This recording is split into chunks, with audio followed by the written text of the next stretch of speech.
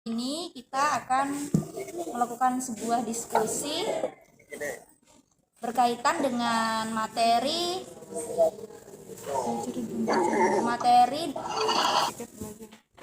presentasi kita tentang materi belajar dan pembelajaran. Nah, di sini pada poin yang pertama ada hakikat belajar dan pembelajaran. Di sini yang saya dapat hakikat belajar dan pembelajaran. Arti dari belajar menurut Webulo 2002, belajar itu adalah suatu proses yang berlangsung di dalam diri seseorang yang mengubah tingkah lakunya, baik tingkah laku dalam berpikir dan melakukan sesuatu. Nah, mungkin teman-teman ada yang bisa menambahkan sebenarnya tuh belajar tuh apa? Biar kita bisa simpulkan sebenarnya tuh belajar tuh apa sih? Kalau menurut saya belajar itu proses dari diri kita sendiri. Jadi kalau kita nggak belajar tuh kita tidak tahu apa-apa. Jadi kalau kita ingin kita lebih baik lagi, kita harus belajar gitu. Jadi kita bisa simpulkan kalau belajar itu ya proses gimana perilaku kita itu bisa berubah atau dapat berubah karena ada sebuah pengalaman yang kita lakukan di sekolah atau di perguruan tinggi, dan ada latihan-latihan yang khusus yang diberikan oleh pendidik kita atau guru kita. Saya tambahkan, jadi kalau seseorang yang dianggap sudah belajar itu kalau dia menunjukkan perubahan sikapnya jadi lebih baik lagi karena dia telah melakukan proses belajar.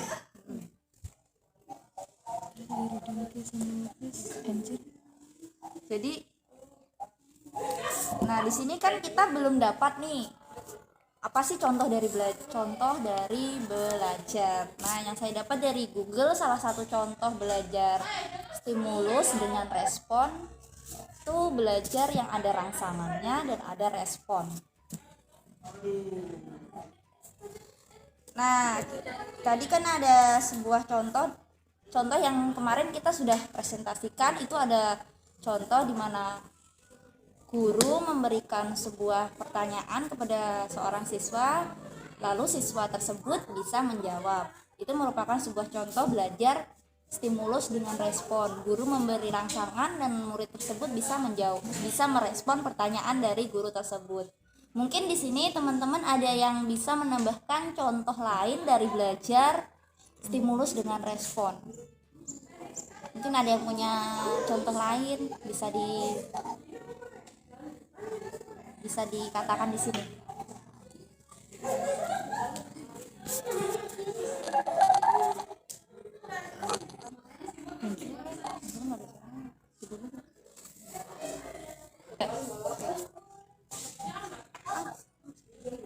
Saya ada contoh lainnya, Anggit. Ya. Misalnya tuh seperti seseorang yang mendengar suara musik, ia akan langsung mengetukkan kakinya mengikuti irama musik tersebut. Itu menurut saya.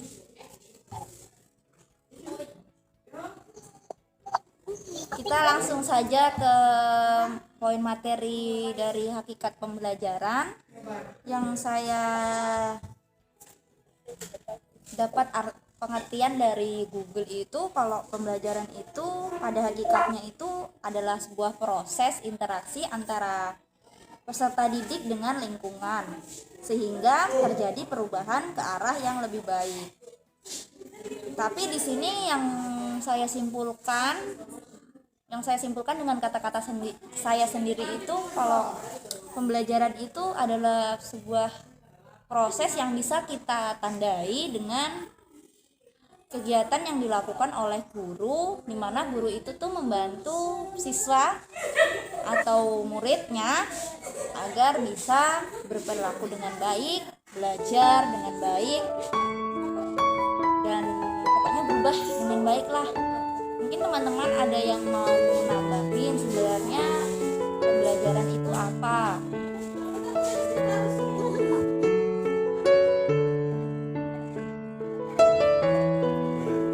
saya pendapat dari teman kita sangat baik. Oke, ini bisa diterima ya pengertian pembelajaran tadi. Jadi kita langsung ke pembahasan yang poin selanjutnya saja, karena belajar dengan pembelajaran kita sudah diskusikan dengan baik, kalian sudah berikan pendapat dan juga sudah memberikan pendapat saya dan yang ada di dalam materi yang terdapat di dalam internet juga kita sudah bahas maksudnya. Sekarang kita langsung lanjut aja ya. Baik, materi yang selanjutnya itu kan faktor-faktor yang mempengaruhi belajar. Faktor-faktor yang mempengaruhi belajar itu ada faktor dukungan dari dalam. Faktor dukungan dari dalam kemarin waktu kita presentasi itu kan saya mencontohkan ada gizi, ada motivasi. Mungkin dari teman-teman ada faktor dukungan dari dalam yang lain, bisa kasih pendapat di sini. Kalau menurut saya, aspek dukungan dari dalam selain gizi sama motivasi itu yaitu ada lagi, yaitu kesehatan mental. Nah, kesehatan mental itu perlu banget buat kita. Jadi kalau misalnya mental kita terganggu, seperti kita dibully atau lingkungannya kita tidak baik, itu sangat berpengaruh bagi proses belajar kita. Oke, baik. Bagus. Oke, baik. Kemudian kan yang kedua itu ada aspek semangat sosial. Nah, di dalamnya aspek semangat sosial itu ada keluarga atau orang tua, terus sekolah dan lingkungan masyarakat. Mungkin dari teman-teman ada yang mau menambahkan dari semangat sosial itu ada apa saja begitu?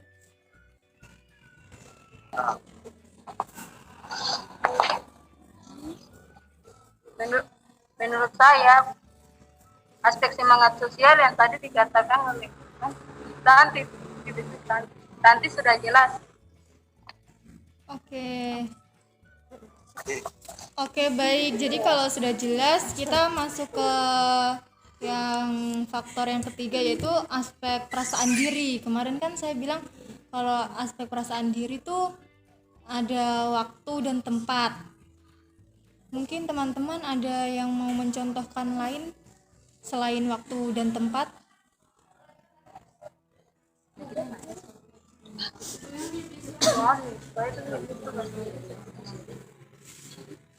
Jadi saya kalau contoh lain dari perasaan diri itu seperti mood kita. Kalau mood kita baik, kita lebih semangat untuk belajar. Tapi kalau misalnya mood kita buruk, kita alasan belajar.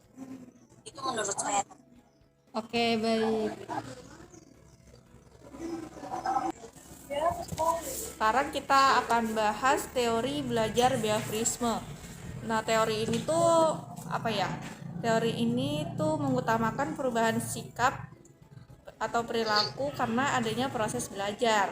Yang contohnya udah dicontohkan Anggi tadi tentang guru sama murid, sama yang udah dicontohkan sama Angel, yaitu seorang yang mendengarkan musik, yang sama yang udah dicontohkan sama Angel tadi tentang tentang seorang yang mendengarkan musik lalu merespon, dia menghentakkan kakinya. Mungkin di sini ada tambahan dari yang lain, contoh yang lain atau apa tentang teori ini? Menurut saya yang dikatakan oleh si Liza tadi itu sudah baik, sudah betul. Jadi kita nggak perlu nambahin lagi ya, biar kita bisa lanjut ke materi berikutnya. Kan masuk di teoriku kalau di sini sekarang akan masuk di teori yang kemarin saya pelajari atau bagian saya tuh teori kognitivisme. Kalau teori kognitivisme tuh seperti adalah teori yang kayak lebih mementingkan prosesnya begitu, proses belajarnya daripada hasil belajarnya. Nah, kalau contohnya tuh kayak kalau di sekolah kayak guru lebih memberi bahasa yang mudah dimengerti oleh siswanya dan memberi kesempatan kepada siswanya untuk berdiskusi atau berbicara. Ada yang ingin ditambahkan atau ada teman-teman yang mau kasih contoh lain tentang teori ini? Menurut saya pendapat yang tadi dijelaskan oleh Angel sudah cukup jelas dipahami. Oke, baik.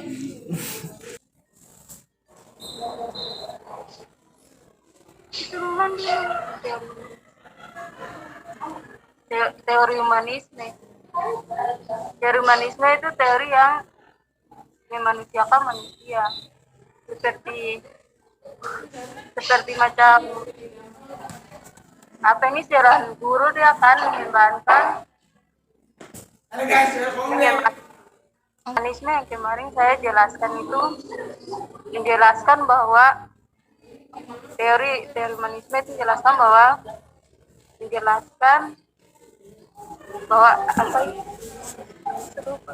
mengembangkan teori yang memanusiakan manusia, seperti macam lebih mengarah pada diri manusia itu atau siswa tersebut. Seperti contoh macam bakat atau minat yang dimiliki oleh siswa tersebut, guru akan memberi motivasi untuk mengembangkannya. Itu saja. Mungkin dari teman-teman ada yang lain masukan begitu? Menurut saya sudah cukup jelas. Mungkin materi selanjutnya Loves. Siap. Aktivisme, diabetes, Gotki. Nah, kali ini saya akan menjelaskan atau membahas teori konstruktivisme. Untuk teori konstruktivisme ini memandang bahwa belajar merupakan suatu proses membentukkan pengetahuan. Saya akan berikan salah satu contoh bahwa peserta didik diharuskan mempunyai dasar bagaimana membuat potensi dan mempunyai kemampuan untuk mengujinya dan menyelesaikan persoalan dan mencari jawaban dari persoalan yang ditemuinya. Memandang bahwa renungan atau soal yang guru tersebut berikan atau dosen tersebut berikan. Menurut saya, kalau menurut teman-teman ada tanggapan,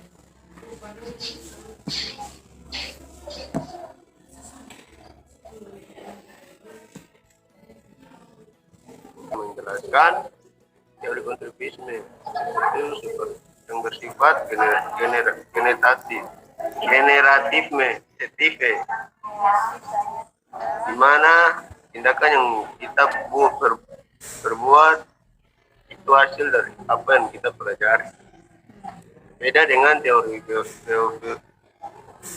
behaviorisme dan kognitivisme. Kalau teori behaviorisme itu menjelaskan tentang proses belajar itu adalah perubahan tingkah laku, sedangkan teori kognitivisme itu belajar lebih mengutamakan proses belajar daripada hasil belajar. Mungkin ada tanggapan dari teman-teman lain. Sudah jelas? Baik. Terima kasih. Udah jelas.